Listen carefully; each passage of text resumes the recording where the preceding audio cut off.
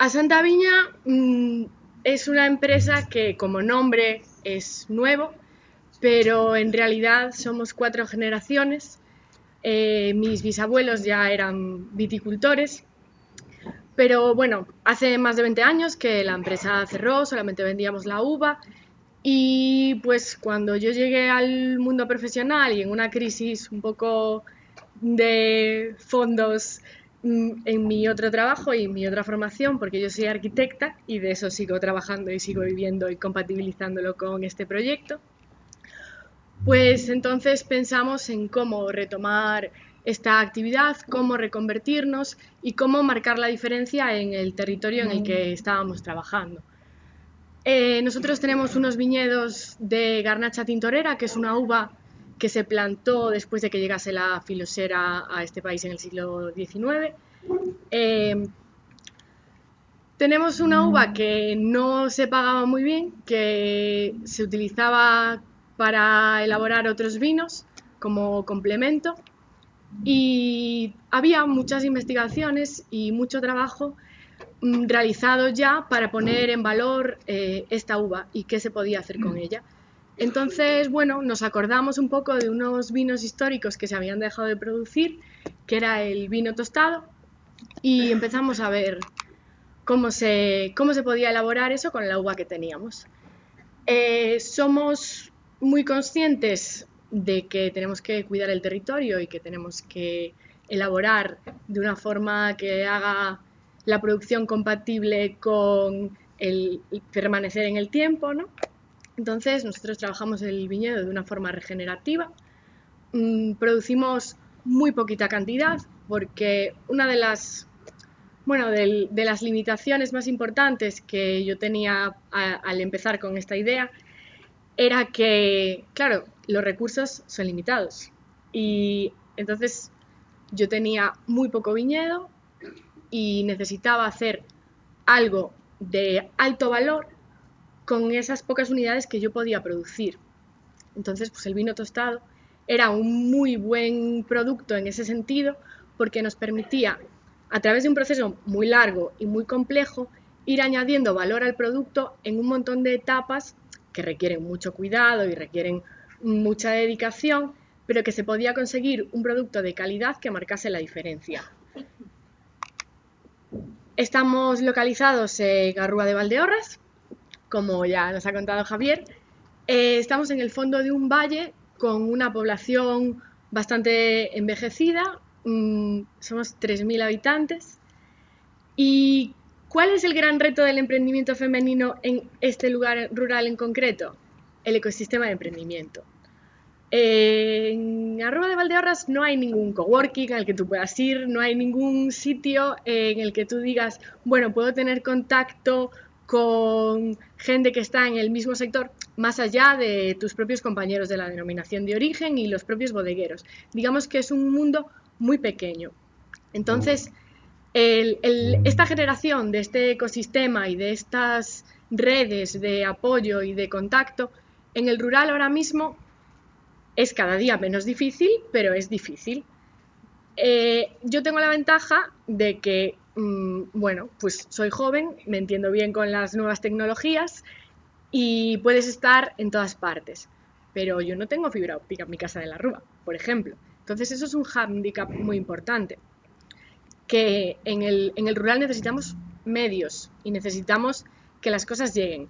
Pero nosotros también tenemos que tener la iniciativa de ponernos en los lugares donde están sucediendo las cosas y de llamar a todas las puertas que podamos desde nuestra casa y de viajar a donde sea, por supuesto. Pero bueno, esa es una cosa en la que se tiene que trabajar todavía más. Bueno, claro, como estamos en un instituto de vino, pues yo iba a contar un poco cómo es nuestro lugar. Tenemos un clima muy cálido en verano, muy frío en invierno, somos la sartén de Galicia. Nuestra maduración de la uva es increíble, o sea, estamos vendimiando casi a la vez que en Jerez en algunas variedades concretas. Esto es un problema importante porque el cambio climático dentro de Galicia somos los que más lo vamos a sufrir.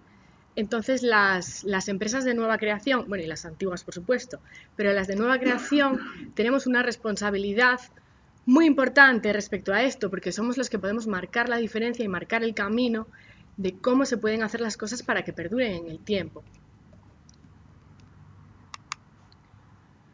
Este es nuestro viñedo centenario de Garnacha Tintorera.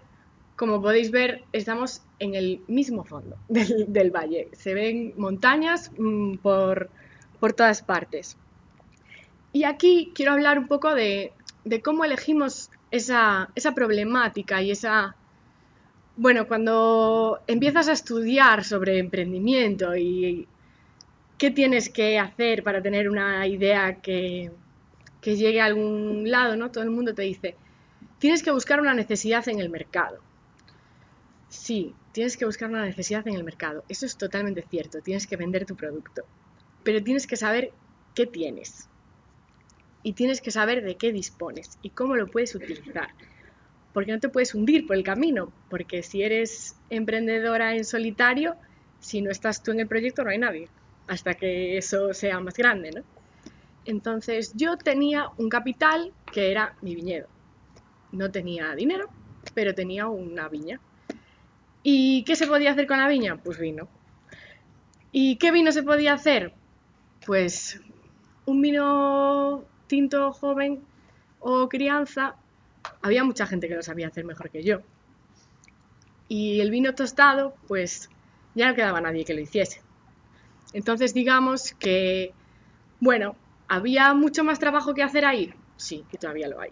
Y llevamos 2 años de ensayo-error haciendo este tipo de vino. Y mucho trabajo de crianza que nos queda todavía con este vino y de llegar a su punto concreto. Sí. Pero, bueno, pues digamos que nos gusta el riesgo. Esta es nuestra variedad de uva, la Garnacha Tintorera. Hay una... Bueno, claro, para los que estamos aquí y conocemos un poco el vino, pues es una cosa muy obvia que la Garnacha Tintorera por dentro es tinta. Pero es la única variedad que se produce en España que la pulpa tiene color. Entonces es la única variedad de uva tinta de la que no se puede hacer vino blanco. Con lo cual nosotros ya el viñedo había tomado decisiones por nosotros y ya no las teníamos que tomar. Este es nuestro proceso de elaboración muy simplificado. Bueno, un poco lo que yo vengo a contaros con esto es que este tipo de emprendimiento yo me he encontrado con más compañeras emprendedoras que emprenden de la misma forma que yo, ¿no? Y creo que es muy representativo en el emprendimiento femenino que nosotras hacemos emprendimientos que nos llevan más tiempo y que tienen unos procesos muy largos, pero tenemos una constancia para llegar al resultado final que marca la diferencia. Y eso a veces en la gente que tiene el dinero y que cuando lo vas a pedir no lo entiende y te preguntan, oye, pero ¿cómo que en 3 años no me estás dando beneficios? No, no te estoy dando beneficios en 10. O sea, pero luego te los voy a dar y estos 10 años van a ser de un trabajo muy intenso y voy a producir y estoy produciendo un producto de gran valor porque tiene valor económico, valor histórico. O sea, nosotros tenemos una bodega del siglo XIX donde elaboramos este vino que, claro, la estamos rehabilitando, pero la estamos rehabilitando, tenemos una cueva que es patrimonio cultural, que tiene que ser visitable, que tenemos una serie de condiciones que van asociadas a nuestro producto que se empezó a elaborar en el siglo XVI, que tenemos que mantener. Y ese cuidado lo tenemos que trasladar a todos los puntos del proyecto. Y eso a veces es difícil de explicar cuando llegas a pedirle dinero a un Venture Capital o a un Business Angel. Pero bueno, al final, cuando accedes a este tipo de ecosistema y te dicen, no, claro, pero es que tú lo que necesitas es un crowdfunding. Es un crowdfunding, no me llega a un dedo del pie. ¿Qué hago yo con ese dinero?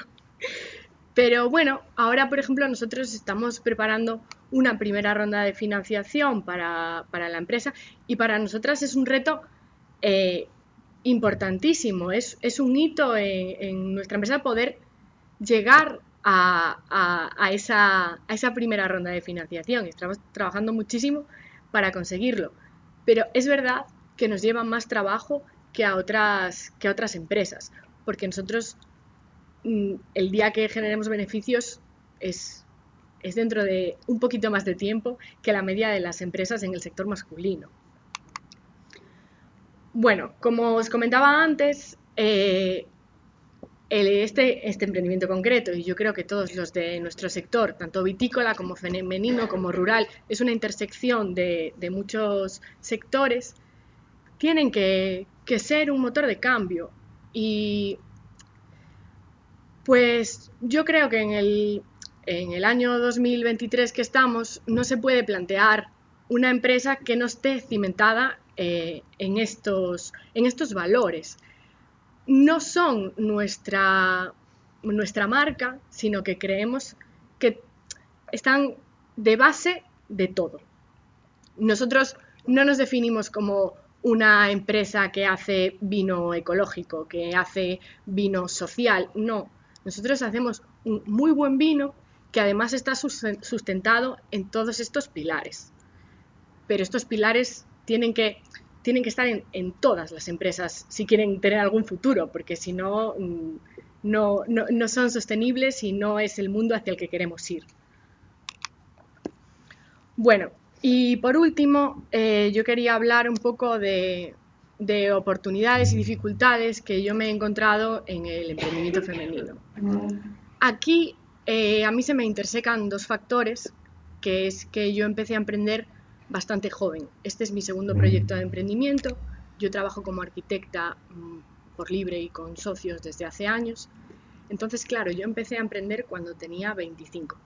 Ahora tengo 30.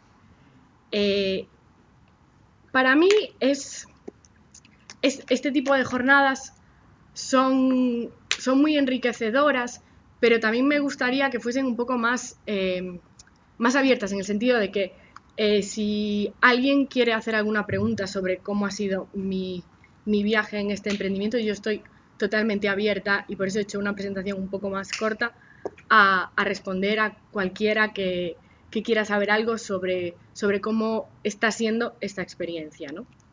Entonces, bueno, si hay alguien que tenga alguna pregunta, y si no, pues sigo contando. Por favor. Bueno, soy alumno de aceites de segundo año. Mi pregunta es, tú, cuando has empezado a producir y a la hora de vender, o sea, ¿dónde has ido? O sea, ¿cómo ha sido ese proceso de coger este producto y decir, mira, esto es bebible, o sea, esto merece la pena? Yo no estoy en el mercado todavía. Yo lo que estoy es en un proceso que se llama MVP, Producto Mínimo Viable. Entonces, yo desarrollo cada cosecha un producto mínimo viable. Mi estrategia de llegada al mercado es B2B, business to business. Yo estoy centrada en el canal Loreca y bueno, distribución, hostelería, en fin.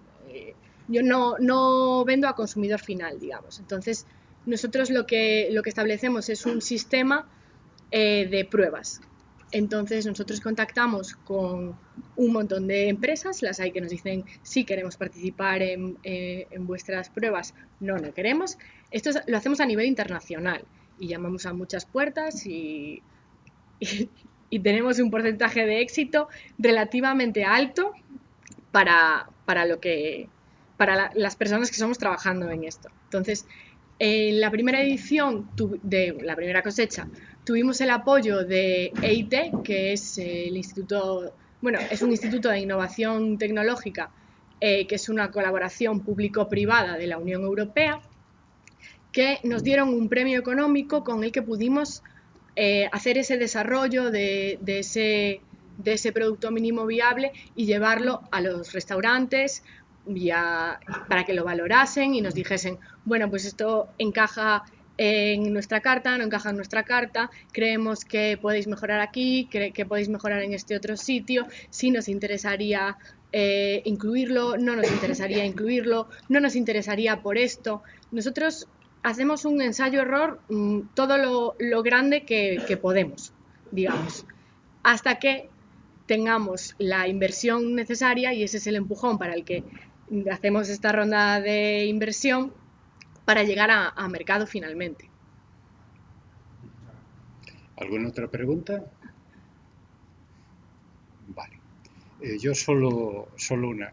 Los proyectos de las emprendedoras, al tener ese carácter más lento de desarrollo en el tiempo, duran más, es decir, el porcentaje de que triunfen o que permanezcan en el tiempo es mayor, ¿sabes? Yo estoy convencida de que sí, y Matilde ha dado el dato de que sí que perduran más en el tiempo y que yo creo que tenemos un concepto del emprendimiento más holístico, y entonces eso lo trasladamos a todos los aspectos de nuestra vida.